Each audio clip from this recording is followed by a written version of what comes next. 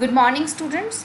So we are discussing our chapter electrolysis, and in electrolysis chapter, actually this video contains the revision part of the electrolysis chapter. Electrolysis chapter, it is the passage of electric current through a chemical compound causing the decomposition of the compound is called electrolysis.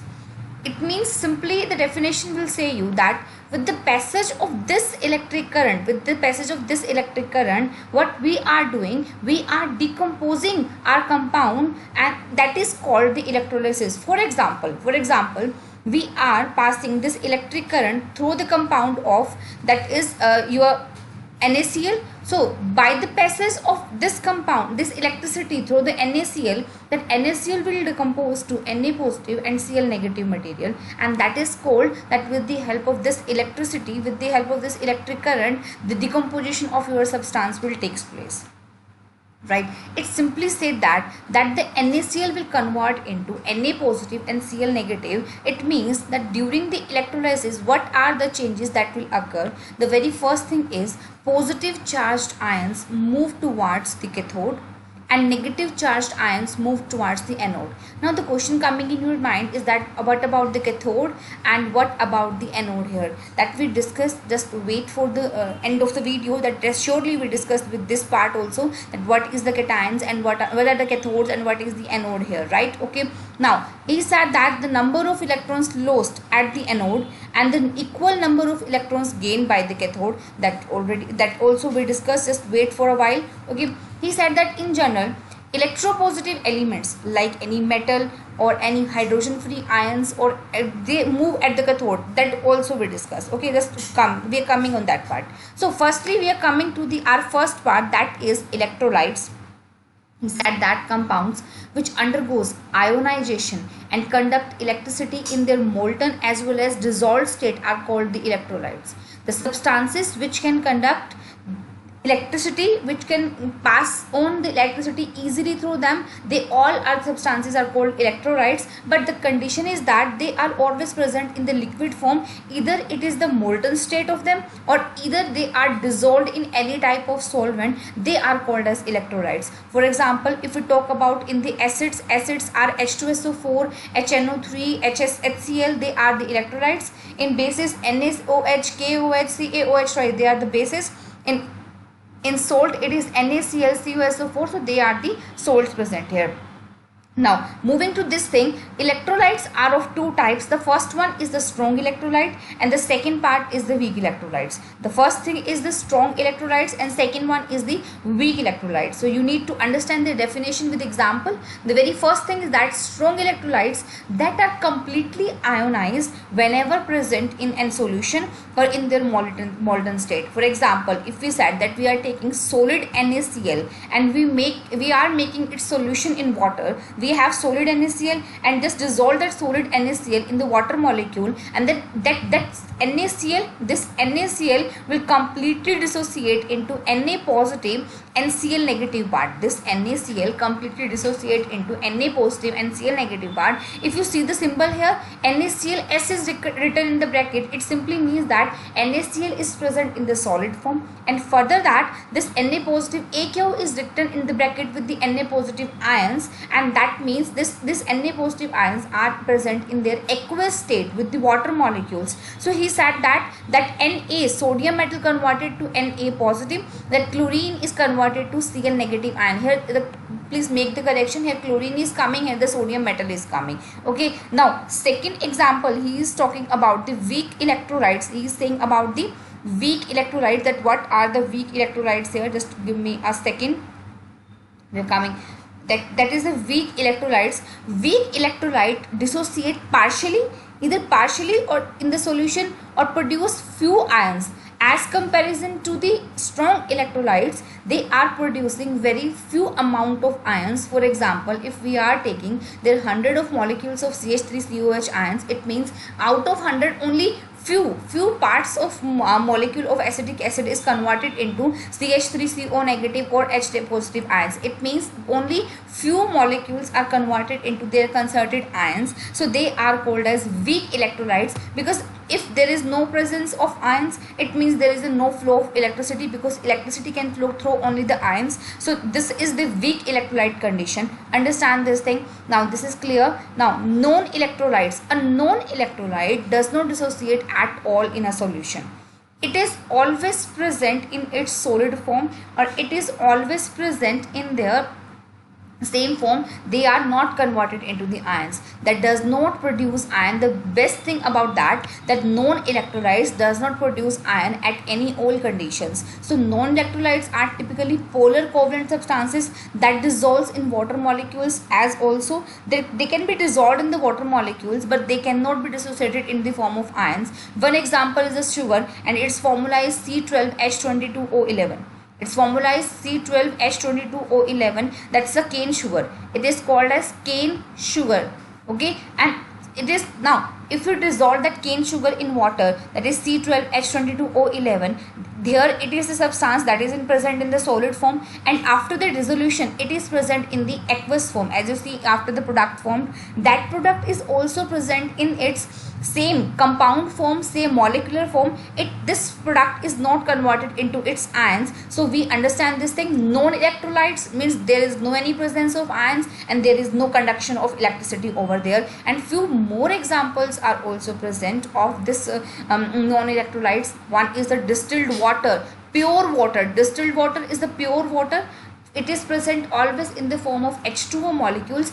Either any external agency is required to convert water molecules into H positive and OH negative ions. There is a requirement of some other external agency to convert that distilled water molecule to H positive and OH negative ions. And the second part is the alcohol molecule. Any alcohol molecule you can take. Third part is the benzene molecule, and next is urea. Okay, and one is glucose. Glucose formula is C12H22O11. So they all are the examples of the known electrolytes, because that known electrolytes cannot be dissolved into the cannot be dissociated into the its constituents ion whenever it is dissolved in a solution, in a solvent, we can say. Now one next thing is the ions. Ions, any species that can carry any charge, either the positive charge or either that is the negative charge, right? For in the case of cations, cations means any positive charge present on an atom, and that atom will behave, that atom is called as cation only, right? Like number of, in that case number of protons is more than the number of electrons, because a atom is in a neutral state when its number of electrons are always equals to the number of protons, because electrons can carry the negative charge and protons can carry the positive charge. Now in this case you see there the number of protons are not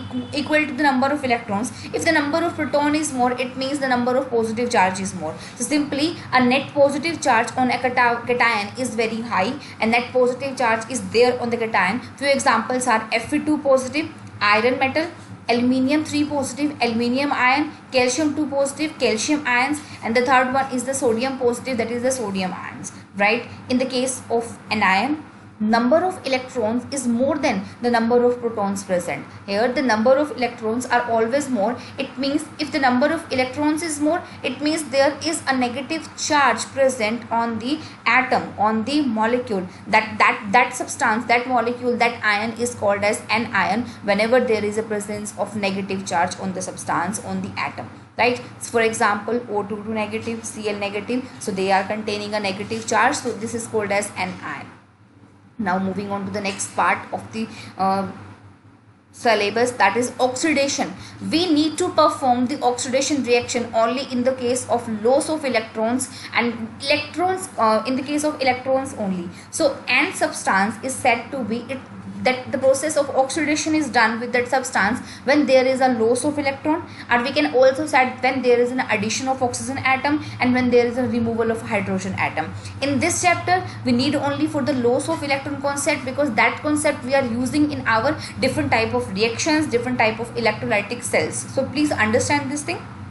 Whenever any atom, any metal, whenever any metal loses its electrons, then it become electropositive, and that loss of electron is called as oxidation process. For example, here the zinc metal will lose 2 electrons and become zinc 2 positive, so it is an example of loss of electrons of that is called as oxidation. Here sodium metal will lose 1 electron and become Na positive, so this is then also example of oxidation. And again here Fe2 positive, by losing 1 electron, now it become Fe3 positive, and it is an example of oxidation also, right? Now I just think that is clear to you all now. Now next thing is the reduction. Now same, oxidation is loss of electrons and reduction is the gain of electron process, and in this reaction you are gaining a number of electrons with you. For example, Cu2 positive, it is having a 2 positive charge. After gaining these 2 electrons, it become copper, because that positive charge will be neutralized with the help of these 2 negative ion, these 2 negative electrons. So the neutralization of the charge takes place and the copper become a pure copper metal. Same with Fe3 positive, when we provide it 1 electron, it become as it become as Fe2 positive. Please correct here also, if it become as Fe2 positive, so there is a correction of Fe2 positive, that it become Fe2 positive.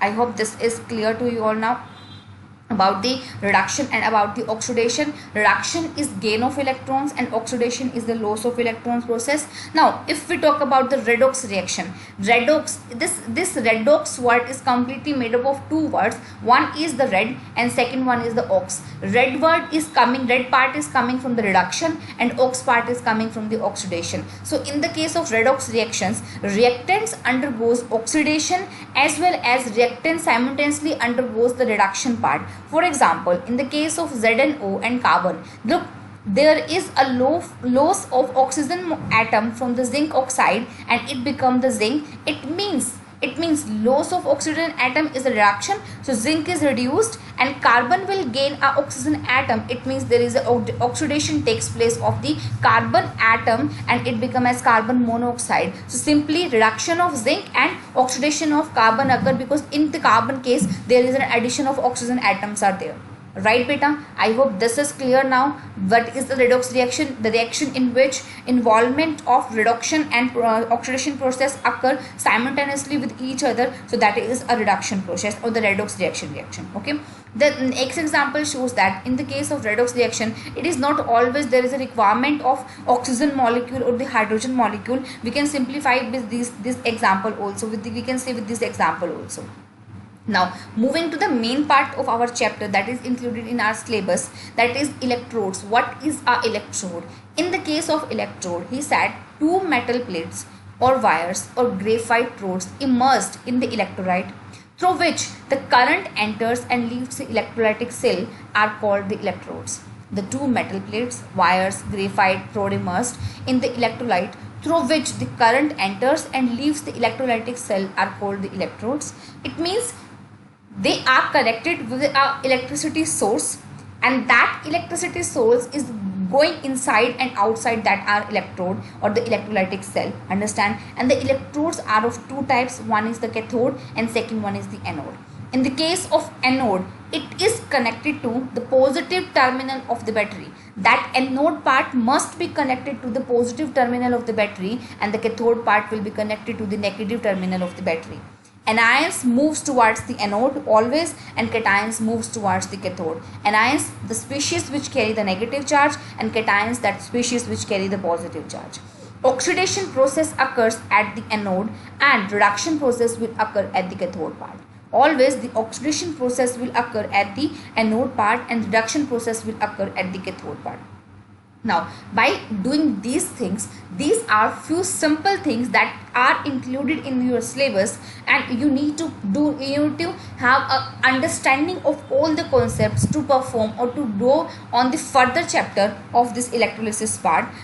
Now in the starting, I have left you few things of the electrolysis part, that is positive charge anions move towards the cathode.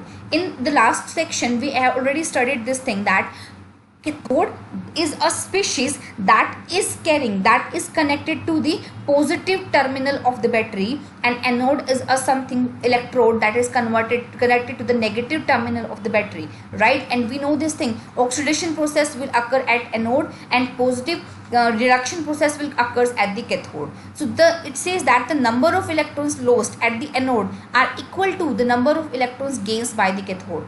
At anode, oxidation process will occur. It means there is a loss of electron process occur at the anode. He is saying the number of electron will lost at the anode part. Now in second case, we said that at the cathode part there is a process occur, that is reduction, and reduction process is the gain of electrons. It means gain of electrons will occur at the cathode part. So simply at cathode some gain of electron will occur. Okay, right? Understand this concept. I hope this is clear to you now.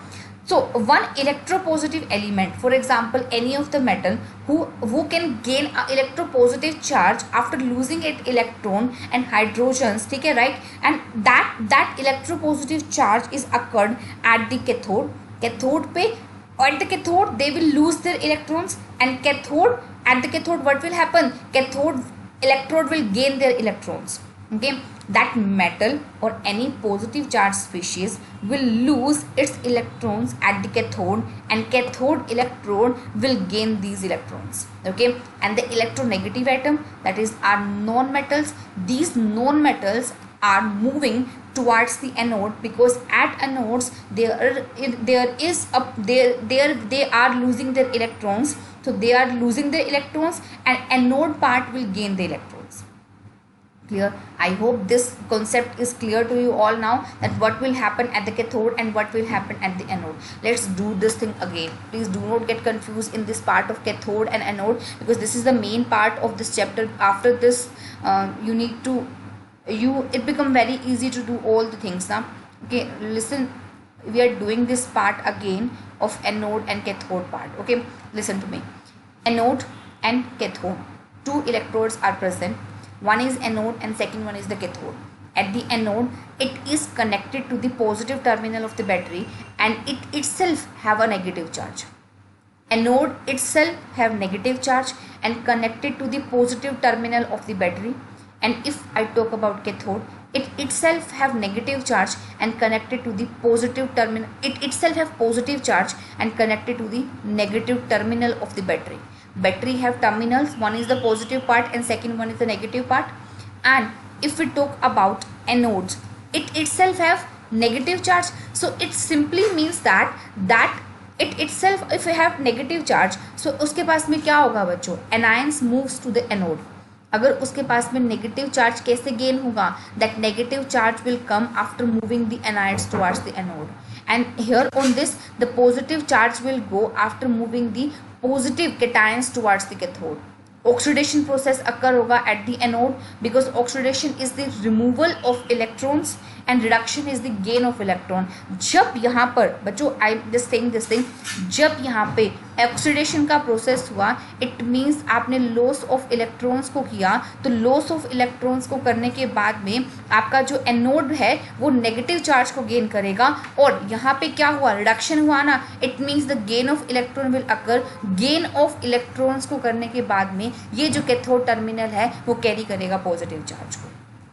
Clear? अभी भी if you are finding any difficulty in understanding the anode and cathode class, we will do this thing again. Please leave a comment in the YouTube, either on the WhatsApp or either on the Google Classroom, anywhere where you want. Please leave the comment. Thank you very much. I hope these simple terms are very much clear to you all now, and that anode and cathode part is also clear to you all.